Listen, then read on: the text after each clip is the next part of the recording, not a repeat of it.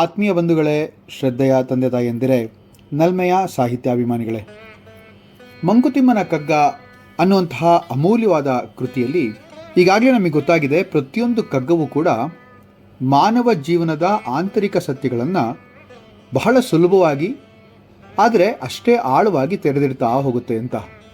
ಇಲ್ಲಿ D V ಜಿಯವರು ಯಾವುದೇ ಕಠಿಣ ತತ್ವಶಾಸ್ತ್ರವನ್ನು ಉಪದೇಶ ಮಾಡ್ತಾ ಇಲ್ಲ, ಬದಲಾಗಿ ನಮ್ಮ ದೈನಂದಿನ ಜೀವನದಲ್ಲೇ ನಾವು ಅನುಭವಿಸುವ ಭಾವನೆಗಳ ಮೂಲಕ ಆತ್ಮತತ್ವವನ್ನು ತಿಳಿಸ್ತಾ ಹೋಗ್ತಾರೆ. ಮಾನವನು ಏಕೆ ಯಾವಾಗಲೂ ಏನೋ ಒಂದು ಸಮಾಧಾನ ಅಥವಾ ಸಂತೋಷವನ್ನು ಹುಡುಕ್ತಾ ಇರ್ತಾನೆ? ಹೇಗೆಲ್ಲ ಹುಡುಕ್ತಾನೆ ಯೋಚನೆ ಮಾಡಿ ನೋಡಿ. ಮೌನದಲ್ಲಿ, ಮಾತಿನಲ್ಲಿ, ನಗುವಿನಲ್ಲಿ, ಪ್ರೀತಿಯಲ್ಲಿ, ಹಾಡಿನಲ್ಲಿ, ವಿಜಯದಲ್ಲಿ, ಎಲ್ಲದರಲ್ಲೂ ಕೂಡ ಏನೋ ಒಂದು ಸಮಾಧಾನವನ್ನು ಹುಡುಕ್ತಾನೆ. ಮಾನವನೊಳಗೆ ಒಂದು ಅಶಾಂತಿ, ಒಂದು ಹುಡುಕಾಟ ಸದಾ ನಡೀತಾನೆ ಇರುತ್ತಲ್ವಾ. ಈ ಒಂದು 124ನೇ ಕಗ್ಗ ಒಂದು ಆತ್ಮ ಸ್ವಭಾವದ ಆನಂದವನ್ನು ತಿಳಿಸುವಂತಹ ಪ್ರಯತ್ನವನ್ನು ಇಲ್ಲಿ ಮಾಡ್ತಾ ಇದೆ. ಈ ವಿಚಾರ ಉಪನಿಷತ್ತುಗಳಲ್ಲಿ ಹೇಳುವ ಆನಂದವೇ ಬ್ರಹ್ಮ ಎಂಬಂತಹ ಮಹತ್ತತ್ವದ ಜೊತೆಗೂ ಕೂಡ ಹತ್ತಿರವಾದಂತಹ ಸಂಬಂಧವನ್ನು ಇದು ಇಟ್ಕೊಂಡಿದೆ ಅಂತ ಹೇಳಿದ್ರೆ ತಪ್ಪಾಗಲ್ಲ. ಆದ್ದರಿಂದ ಈ ಕಗ್ಗಗಳು ಮಾನವ ಜೀವನದ ಉದ್ದೇಶವನ್ನು ಅರಿಯುವಂತಹ ಒಂದು ಆಂತರಿಕ ಯಾತ್ರೆ ಅಂದರೆ ಸುಳ್ಳಾಗಲ್ಲ. ಇದು ಡಿ ವಿ ಜಿಯವರ ಅದ್ಭುತವಾದಂತಹ ಆತ್ಮತತ್ವ ಹಾಗೂ ದಾರ್ಶನಿಕತೆಯ ಒಂದು ನಿದರ್ಶನ ಅಂತಂದರೆ ಅತಿಶಯೋಕ್ತಿ ಅಲ್ಲ ಅಂತ ಅನಿಸುತ್ತೆ. ಈ ಒಂದು 124ನೇ ಕಗ್ಗ ಹೀಗಿದೆ.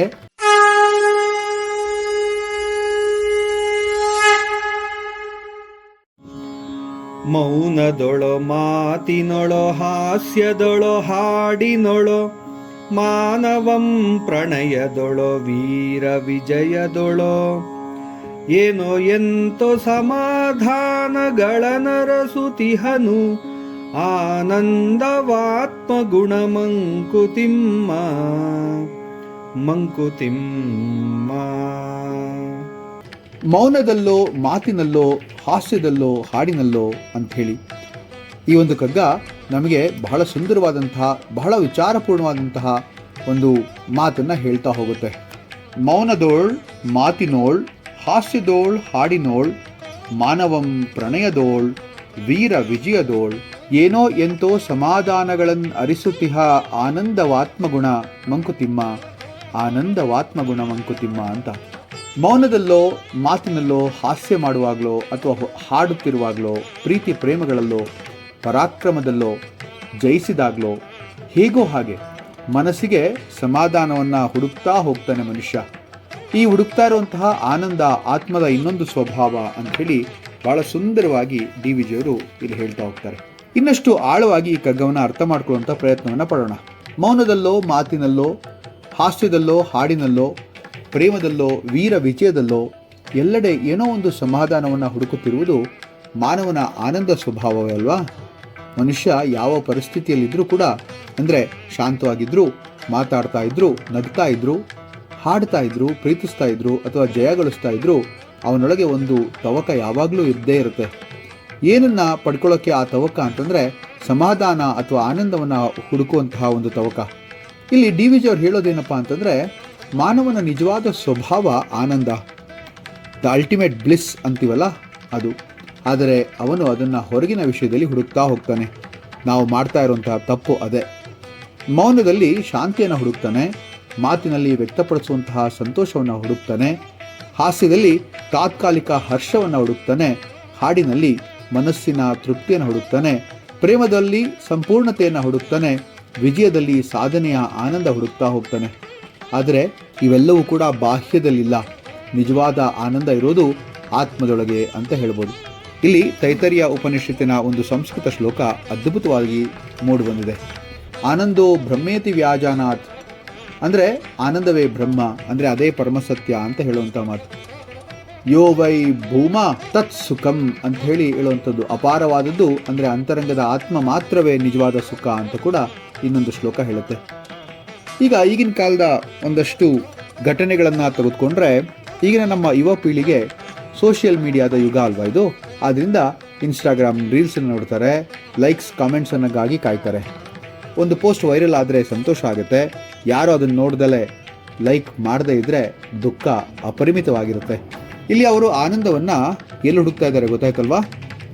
ಹೊರಗಡೆ ಹುಡುಕ್ತಾ ಇದ್ದಾರೆ. ಆದರೆ ಅದು ಶಾಶ್ವತವಲ್ಲ. ಒಬ್ಬ ವಿದ್ಯಾರ್ಥಿ ಉತ್ತಮವಾದಂಥ ಅಂಕವನ್ನೇನೋ ಪಡಿಬೇಕು ಅಂತ ಆಸೆ ಪಡ್ತಾನೆ. ಒಂದು ಕೆಲಸ ಸಿಕ್ಕಾಗ ಅವನಿಗೆ ಕೆಲಸ ನೋಡಿ ಸಂತೋಷ ಕೂಡ ಆಗುತ್ತೆ. ಆದರೆ ಕೆಲವೇ ದಿನಗಳ ನಂತರ ಮತ್ತೆ ಹೊಸ ಗುರಿಯನ್ನು ಹುಡುಕ್ತಾ ಹೋಗ್ತಾನಲ್ವಾ? ಯಾಕೆ ಅಂದರೆ ಆತ್ಮದ ಆನಂದ ಇನ್ನೂ ಪೂರ್ಣಗೊಂಡಿಲ್ಲ ಅನ್ನುವಂಥ ಅರ್ಥ. ಒಬ್ಬ ವ್ಯಕ್ತಿ ಪ್ರೀತಿಯಲ್ಲಿ ಸಂಪೂರ್ಣತೆಯನ್ನು ಹುಡುಕ್ತಾ ಹೋಗ್ತಾನೆ. ಆದರೆ ಕೆಲವೊಮ್ಮೆ ಅಲ್ಲಿ ಕೂಡ ಅವನಿಗೆ ಅಸಮಾಧಾನ. ಯಾಕೆ ಗೊತ್ತಾ? ಯಾಕೆಂದರೆ ನಾವು ನಮ್ಮೊಳಗಿನ ಖಾಲಿತನವನ್ನು ಇನ್ನೊಬ್ಬರಿಂದ ತುಂಬಲು ಪ್ರಯತ್ನಿಸ್ತಾ ಹೋಗ್ತೀವಿ. ಅದಕ್ಕೆ DVG ಅವರ ಸಂದೇಶ ಬಹಳ ಸುಂದರವಾಗಿದೆ. ನೀನು ಹುಡುಕುತ್ತಿರುವಂತಹ ಆನಂದ ಅದು ಹೊರಗಿನ ವಸ್ತುಗಳಲ್ಲಿಲ್ಲ, ಅದು ನಿನ್ನೊಳಗೆ ಇದೆ ಅಂತ.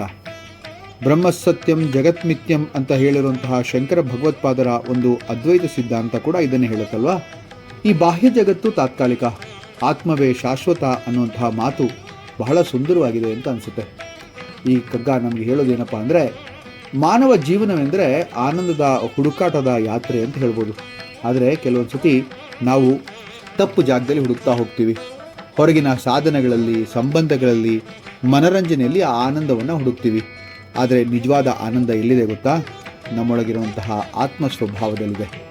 ಶಾಂತಿ, ತೃಪ್ತಿ, ಸಮಾಧಾನದಲ್ಲಿದೆ. ನಗುವಿನಲ್ಲಿ, ಹಾಡಿನಲ್ಲಿ, ಪ್ರೇಮದಲ್ಲಿ, ಜಯದಲ್ಲೂ ನೀನು ಹುಡುಕ್ತಿರೋದು ಒಂದೇ, ಅದು ಆನಂದ. ಆದರೆ ಅದನ್ನು ಹೊರಗೆ ಹುಡುಕದೆ ಒಮ್ಮೆ ಒಳಗೆ ನೋಡು, ಅಲ್ಲಿ ನಿನ್ನ ನಿಜವಾದ ಸಂತೋಷ ಕಾದಿದೆ. ಎಲ್ಲೋ ಒಂದು ಕಡೆ ನಮ್ಮ ಆ ಒಳಗಿರುವಂತಹ ಆ ಭಗವಂತನನ್ನು, ಆ ಒಂದು ಆನಂದರೂಪಿ ಭಗವಂತನನ್ನು ನಾವು ಹುಡುಕ್ದಲೇ ಎಲ್ಲೆಲ್ಲೋ ಲೌಕಿಕವಾದಂತಹ ವಸ್ತುಗಳಲ್ಲಿ ಹುಡುಕಕ್ಕೆ ಹೋಗ್ತೀವಲ್ಲ, ಅದು ನಮ್ಮ ತಪ್ಪು ಅಂತಂದರೆ ಅತಿಶಯೋಕ್ತಿಯಲ್ಲ. ಆನಂದವನ್ನು ಎಲ್ಲೆಲ್ಲೋ ಹುಡುಕೋ ಬದಲು ನಮ್ಮೊಳಗೆ ಇರುವಂತಹ ಆನಂದದ ಒಂದು ಪರಿಚಯವನ್ನು ಮಾಡಿಕೊಳ್ಳೋಣವಾ? ಮುಂದಿನ ಕಗ್ಗದೊಂದಿಗೆ ಮತ್ತೆ ಭೇಟಿ ಆಗ್ತೇನೆ. ನಮಸ್ಕಾರ.